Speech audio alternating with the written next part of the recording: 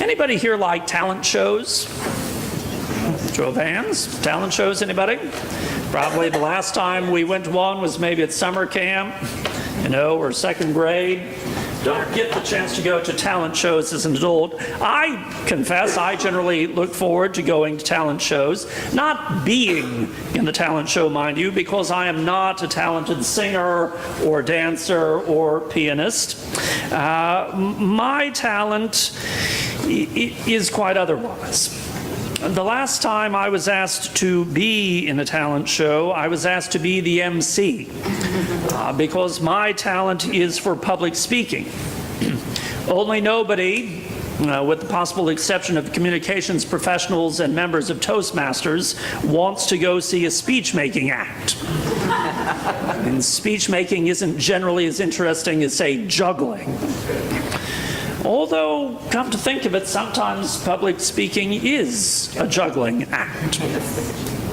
Most of us like talent shows because they afford us the opportunity to go and appreciate what somebody else can do well, whether it is to be moved by a song or excited by a dance, thrilled by a magic act.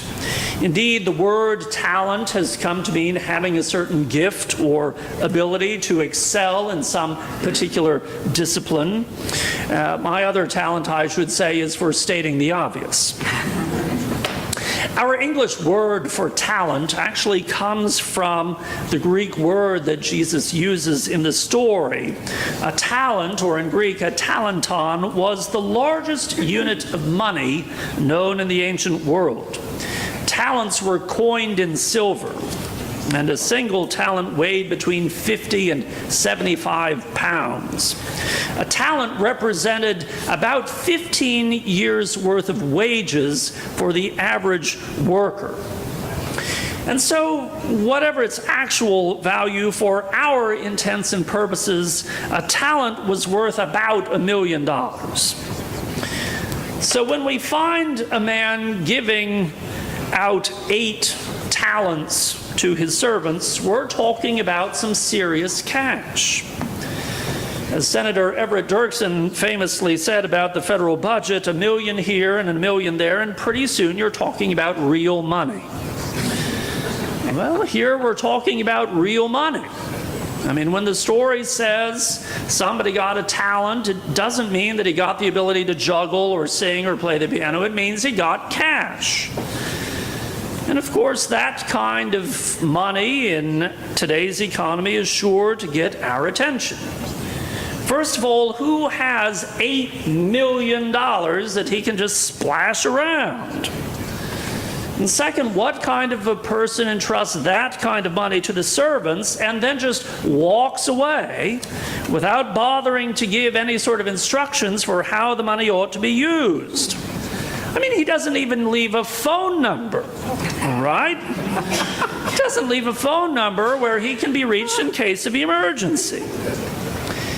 Now, I don't know about you, but if I had $8 million that I needed somebody to keep an eye on for me while I was on a vacation of indeterminate length, I don't know that I would entrust it to the servants. Right? Think about every murder mystery you know. Who did it? The butler, right? Don't give the servants cash.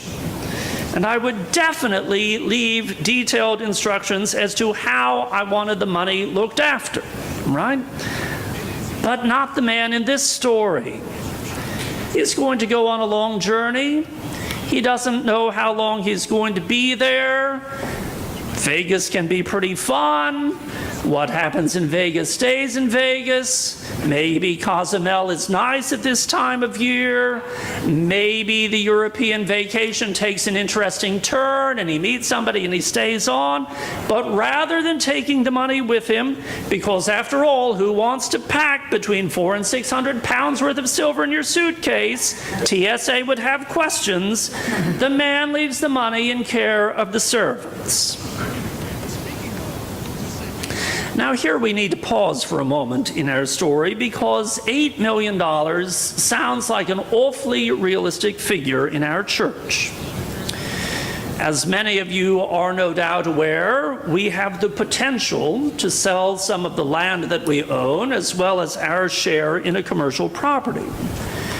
And the proceeds of those possible sales could net us in the neighborhood of more than $8 million. So who has $8 million just to splash around? Well, potentially us. And like the servants in the story, at this point, there are no explicit instructions as to how the money should be spent, or whether the money should be spent at all. And so, like the servants in the story, we're faced with a question: what to do with the money? One theory says, save it. There will be future needs that have to be met, and we want to have some cash on hand. Should probably invest it, at least to protect principal and maybe gain some money off the interest. Another theory says, spend it. There's work to be done. Heavens, we've needed a sign out front for years telling people this actually is Cochran Chapel. Goodness knows buildings around here need painting. There is work to be done, and not simply on us, but gospel work to be done. Hungry people to be fed, homeless people to be housed, justice to be done. So soon we'll be asking the question the servants did: what are we to do with all this money? A fair enough question. But that question aside, it's important to note that the master felt perfectly okay entrusting the servants with his property.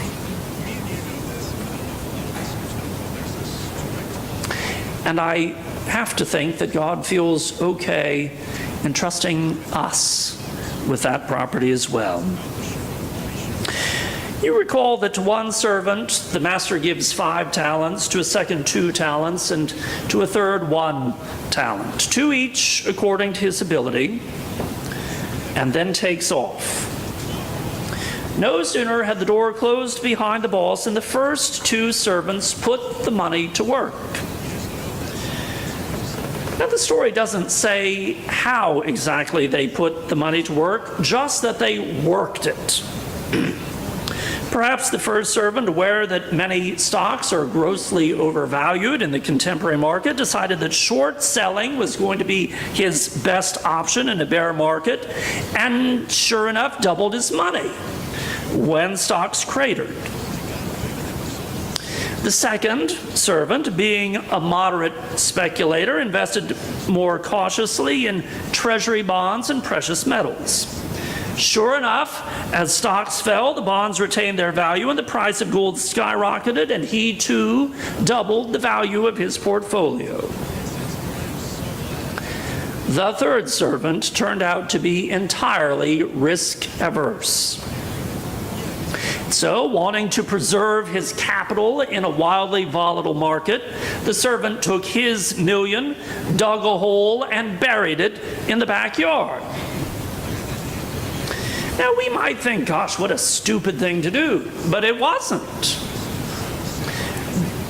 Digging a hole and burying one's money was the first century version of stuffing money under one's mattress, or putting it in the cookie jar, or if you like cold cash, sticking it in the freezer. It was thank you very much, I knew someone would get it. It was a perfectly safe move.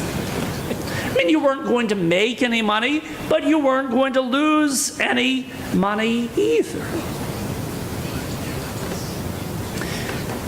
And then, after what seemed like an eternity, the master returned and settled accounts with his servants. The first and second servants, in their turn, stood before their master's open ledger book and reported on their activities. "I took what you gave me," each said, "and I worked it, and I have made twice as much." And the master was understandably delighted with his servants and their work. "Well done, good and faithful servants," he said to them both. "You have been faithful with just a few things, so I will put you in charge of many things. Enter into the joy of upper management. Here's the key to the executive washroom. Here's the key to the company car. Here's the benefits package, and here is your golden parachute." Things went rather differently with the third servant. Because rather than offering an accounting for his work, the third servant launched an attack on his master's character, calling him a harsh man and a tough boss, someone who expected to make a profit off other people's labor. "To be honest," the servant said to his master, "you terrify me. I'm afraid of you and of what you might do to me if I lost your money. And I was so afraid of what you might do to me that I just hid your money. Look, it's all here. I didn't lose one red cent. It's your money. Take it."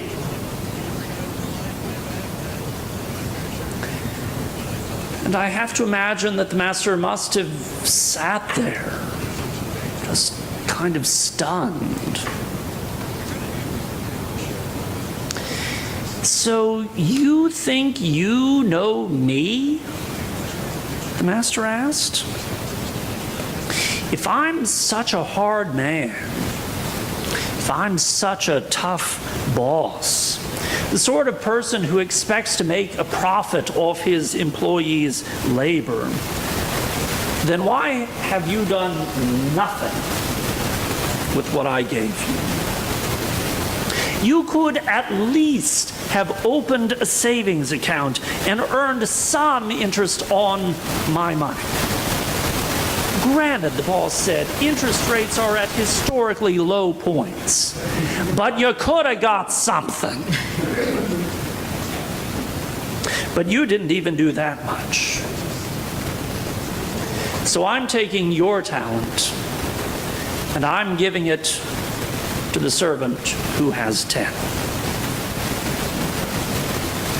And with that, the master ordered his servant to be cast into the outer darkness, where there will be weeping and gnashing of teeth, which is a pretty vivid image for those who do not do what their Lord and Master expects of them.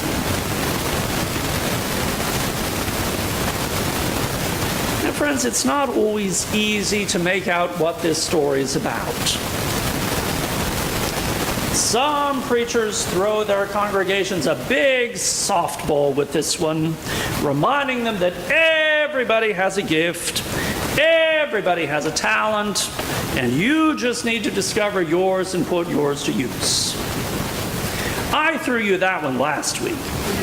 That's why the survey is in the bulletin this morning. You have a talent, my friends, and I want to put it to use. Knock it out of the park. Other preachers see the story as teaching that God wants everybody to be financially successful beyond their wildest dreams. Usually this preacher smiles at them with a great wide smile. God is just waiting to write you a check, these preachers preach. Just believe and God will pour into your laps treasures untold. It's like sitting at the bottom of a divine slot machine and God's going to pull the lever and holy cow, you're not going to believe it. Brave preachers confront head-on Jesus' moral of the story, which is that to all those who have more will be given, and they will have an abundance, but from those who have nothing, even what they have will be taken away. Karl Marx's dictum, from each according to his ability to each according to his needs, sounds fair and balanced by comparison. Once again, friends, Jesus tells a story that has a frankly unfair outcome. In his last story, the 4 bridesmaids who came to the wedding unprepared for the groom's delay got shut out of the wedding feast. In this story, the rich get richer and the poor get poorer. The servant who already has 10 talents ends up with one more, while the poor schlub who only got 1 talent to start with ends up getting tossed out his ear with nothing to show for his cautious, prudent approach to investing. What are you and I to make of this very peculiar master who treats his servants in such a fashion? 3 things strike me about this man. First, this is a master who trusts his servants with what is dearest and most valuable to him. Think about him. The man is incredibly well-to-do.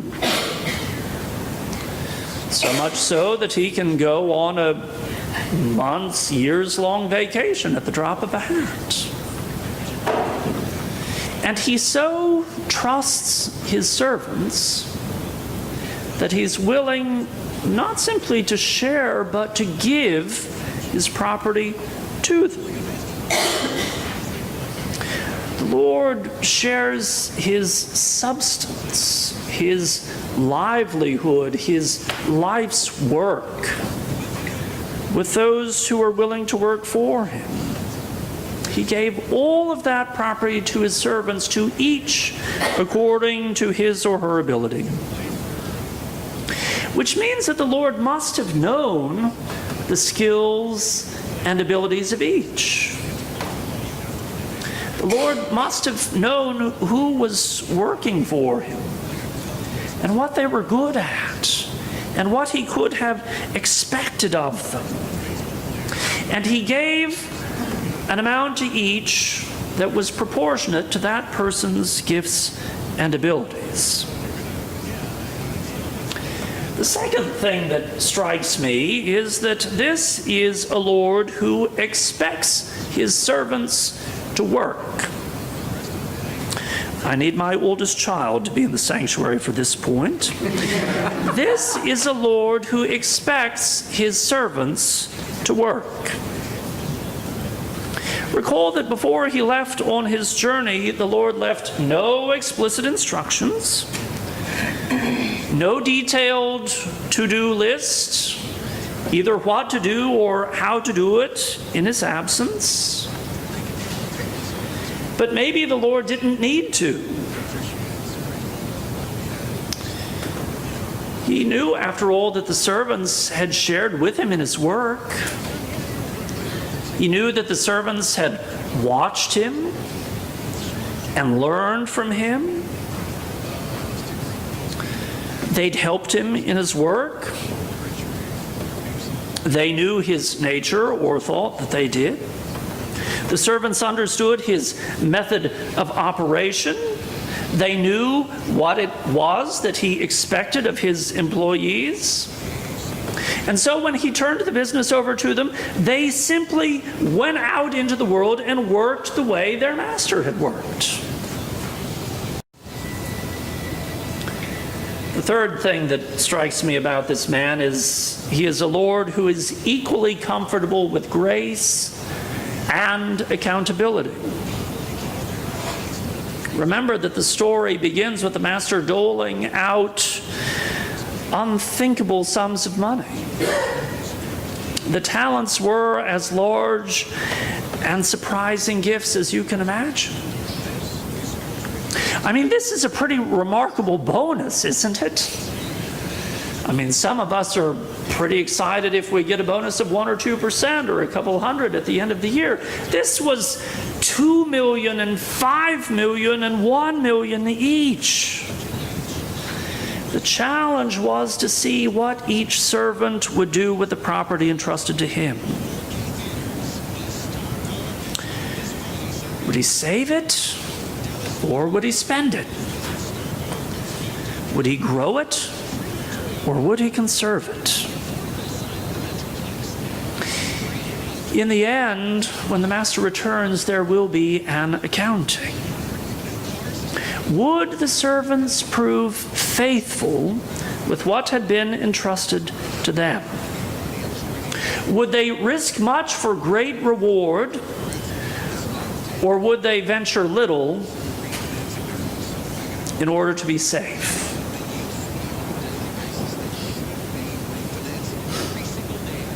Whatever else this story may mean, this much at least is clear.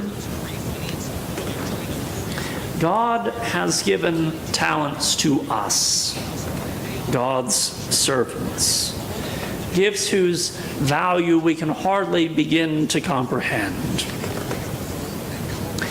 And the treasure entrusted to us is nothing less than the gospel. The treasure entrusted to us is nothing less than the message and the mission and the ministry of Jesus himself. The treasure that has been entrusted to you and to me, my friends, is a gospel of love and a gospel of mercy. The message entrusted to us is that there is a place for everyone in God's kingdom. That all of our God-given talents can be used for the greater glory of God. The mission that has been entrusted to us as God's church is a mission of doing justice and mercy, of feeding those who are hungry and clothing those who are naked. It is a mission of speaking out on behalf of those who are at society's margins, the abused, the unemployed, the harassed, those for whom justice is continually denied. And in addition to this divine treasure, soon we may have earthly treasure entrusted to us as well. Earthly treasure of the sort we might never previously have imagined. And so the question is, what will we do with what God has entrusted to us? How are we going to use earthly treasure to share God's heavenly treasure? The Lord has generously entrusted to us the message of salvation. The Lord has generously given to us his own mission of redeeming the world. And I want to think that the Lord has entrusted us with that because the Lord knows us. The Lord knows our own gifts and abilities. The Lord